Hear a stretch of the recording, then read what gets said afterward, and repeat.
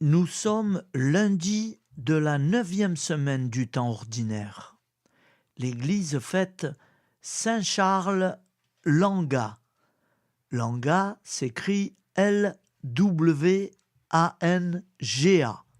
Langa. Et ses compagnons, martyrs.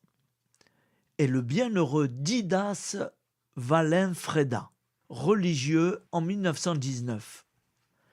Évangile de Jésus-Christ selon saint Marc, 12,1-12.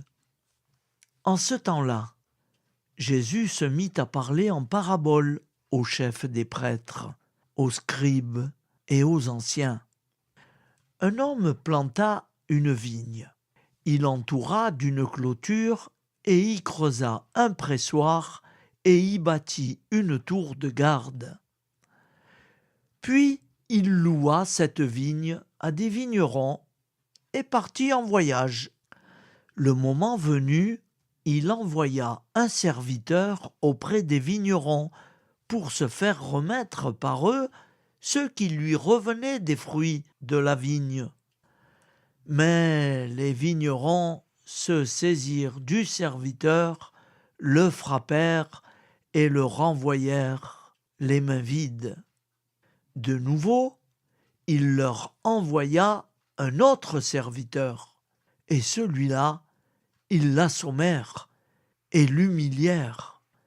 Il en envoya encore un autre, et celui-là, ils le tuèrent. Puis beaucoup d'autres serviteurs, ils frappèrent les uns et tuèrent les autres. Il lui restait encore quelqu'un, son fils bien-aimé. Il l'envoya vers eux en dernier, en se disant « Ils respecteront mon fils ».